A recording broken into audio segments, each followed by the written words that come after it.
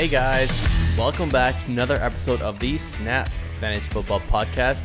I am your host with the most, Lando. I'm here to rant to you about the Washington backfield. That's right, the Washington backfield, and whether it's worth it for you to draft them.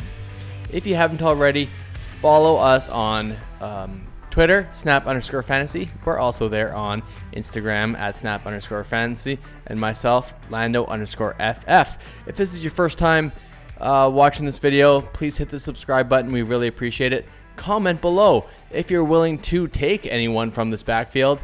If you have no idea why I'm doing a video on the Washington backfield, and if I missed anything, because it's possible I missed something, I'll reply to you and I'll get back to you as soon as I can. All right, so news came out a little while ago that Derrius Guice has been released from the Washington football team, and now we have to make this decision in fantasy football if whether or not it is worth it for you to take anyone. So a very highly hyped rookie, Antonio Gibson, is in this backfield, and he is getting a little bit up on the rankings, up on everyone's rankings because of the upside. There's perceived upside. We had the coaches coming out comparing him to Christian McCaffrey. Mike Wright from the Fantasy Footballers came on our show and told him he is one of his favorite late round rookie running backs. This is not new to some people that are living on Twitter in the fantasy industry, but this might be new to you on whether you think it's worth it to take this guy you've never heard about, you've never seen him play football. So I'm going to try to help you figure out if you should take this risk on this guy with almost unknown and somewhat little draft capital. So in your fantasy drafts, you're going to see him go in a very wide margin. If you're in your home leagues and people don't know about him, he might go in the 12th round. If you're with a bunch of sharp guys and people in like a best ball format, he could go as high as the 6th. The early 6th round is where we're seeing him and I'm getting my information from Fantasy Football Calculator. They take a bunch of mock draft information from a bunch of different sources, and so this is where we get our ADP. So on average, that's around the back to the 9th round is where he's going on average. So other options, you could potentially go with Adrian Peterson, the tried and true Adrian Peterson. He's almost getting undrafted.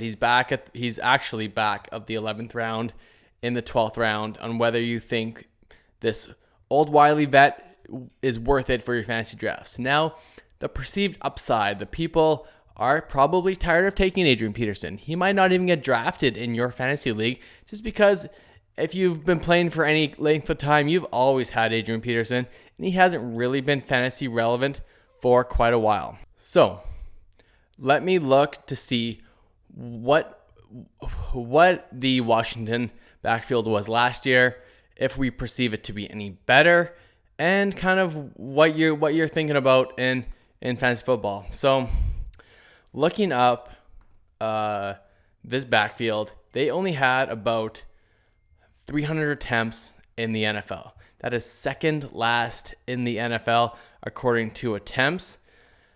So the volume just really isn't there. They were really, really bad last year. Now, there's upside for this team. They have a young quarterback in Dwayne Haskins. They have a breakout wide receiver in Terry Mclaurin.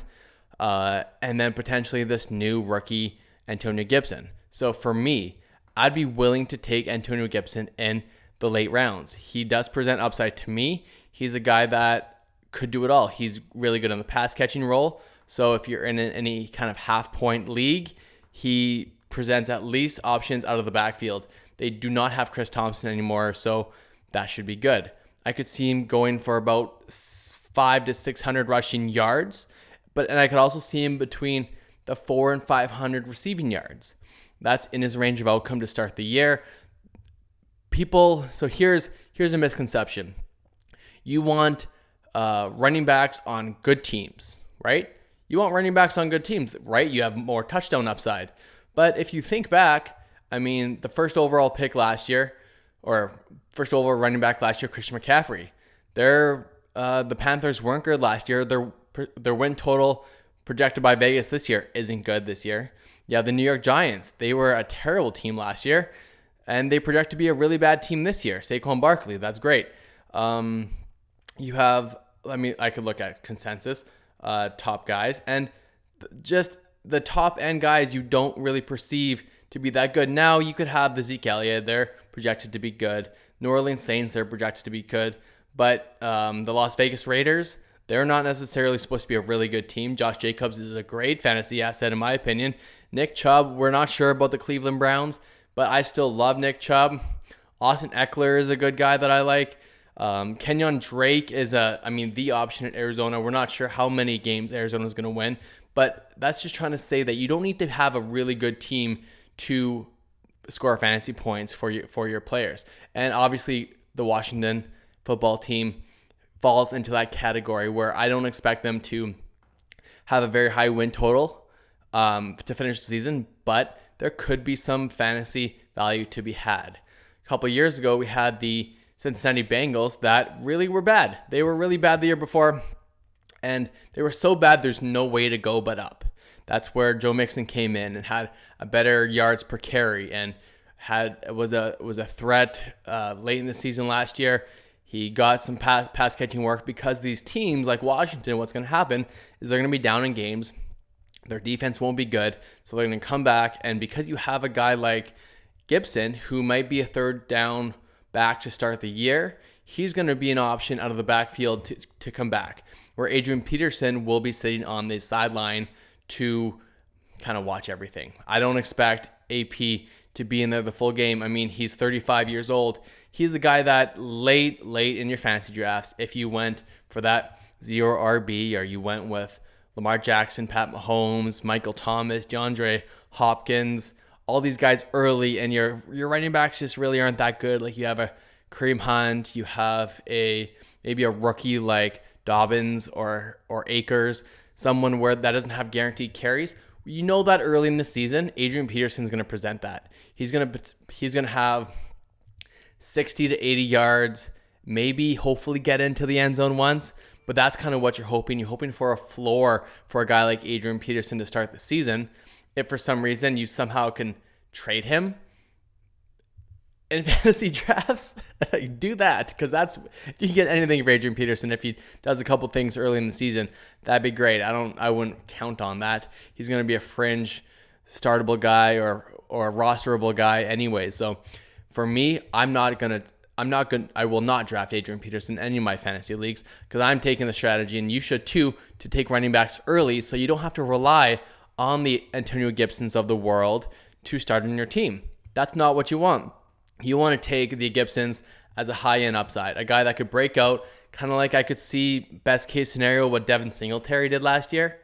He was a late round pick. Everyone was taking him last year, and he came on the second half of the season when the starter kind of goes down or gets hurt, or just supplants him. So I could see Gibson supplanting Adrian Peterson, especially in this time of his career, obviously. But this is going to be a guy that could win you championships late in the season if he's as good as people are saying. And he's a guy that I don't want to rely on early in the season. So he did not produce much in college, Gibson didn't. So, but that's not to say he can't do it. He went to Memphis. He was a converted wide receiver, I believe. So we know he can catch the ball. He's 6 foot, 228 pounds. He was a third round pick. This is the guy I'm going to take. He's only 22 years old. So in fantasy drafts or in dynasty drafts, he's a really good kind of second round pick. He's probably at that point now. He's best comparable to Joe Mixon on Player Profiler. So that's a plus. People think he's going to be small. He's not a small guy. He's a bigger bodied running back. He's a guy that has the at least frame and the weight and the catching ability to be a 3-down workhorse running back. And that's kind of that's why I'm taking him and not Adrian Peterson. So I'm not willing to move up in the rounds. I'm not going to reach on a guy like Gibson. If he lands to me, that's great. If he's going to be around a guy like Tariq Cohen, great. Zach Moss, I prefer Gibson over Zach Moss. Keyshawn Vaughn, I prefer Gibson over Keyshawn Vaughn at this point in their career. But a guy like, say, Chase Edmonds, I prefer Chase Edmonds over Gibson. I prefer taking maybe a Madison potentially over Gibson, where Gibson's better than a handcuff, but he's not, even if he gets the full workload, he will not produce if Madison gets full workload, if you know what I mean. So Gibson does not need an injury to present value. So that's where in the back of the 9th round, he's going to be just fine. But it's going to be risky. It's going to be a high risk player, but I think he's a possibility for a really good breakout. The Washington team as a whole, I think, is on the upswing. I do think that Dwayne Haskins can take a step forward. I don't think Alex Smith presents much of a role, or obviously it's not a future for that team. So they're going to roll with Haskins as much as they can. And I think he's going to be good for these fantasy assets in Washington. So very comfortable taking Gibson in the 9th round. I don't think I'm going to go too much higher than that. I'm not going to take him in closer to the DeAndre Swifts of the world or the Cam Akers. He's really not at that tier for me, but he is worth it once it's going to be later. He's a rookie. He presents upside. I'm going to smash that draft button on him and stash him for the first 5 to 6 weeks on my team to see if he can get that role. Only draft him if you can afford to put him on your bench for a little while. You do not want to rely on him. If you start him, you're probably going to end up dropping him for one like a waiver wire boom guy, and that is not what you want. Adrian Peterson, on the other hand, he is not on my draft board whatsoever. He's not going to be on any one of my teams. I know he presents a decently safe floor, especially if Gibson does not do what I'm perceiving and gets that load, but I'm still not taking him. He doesn't present any upside. I'd rather a guy like Duke Johnson, Boston Scott, Damian Harris, Justin Jackson, AJ Dillon, these guys late. I would much rather prefer that. Now, you might be asking, Bryce Love. What's my opinion on Bryce Love? He's the guy in dynasty leagues I'm taking. I'm picking up if you have him. Sorry it took so long. It took 12 minutes for me to bring up Bryce Love, but this is a guy that obviously he really busted out in his early years at Stanford. But he's a guy that I think he's going to come back and be the secondary role. Him and Gibson will eventually be the future of that team. So if they get better, if they present more opportunities and not dead last in the NFL, I think Bryce Love is a really good stash. In seasonal leagues, I'm really not willing to take Bryce Love in any seasonal leagues. I take guys around him. That's where I'm going to take the Justin Jeffersons of the world, Curtis Samuel, wide receivers that have a better chance to break out than Bryce Love. Obviously, he had a really bad injury, and I don't think he's going to, if they end up splitting the load with Gibson and Love and Peterson, none of them are worth anything. So that's where you have to take your risk at this time of the draft and get a guy that could take the full workload, like a Boston Scott if Sanders goes down, a Damian Harris if Sony Michel does not get healthy. So that's it for me. It's kind of a gross episode. Washington backfield. What do you think? Are you taking him? Are you going to reach for Antonio Gibson? Are you drafting Adrian Peterson? Are you big on Bryce Love? Let me know in the comments. Follow us on socials at snap_fantasy, and we will see you next time. Thanks.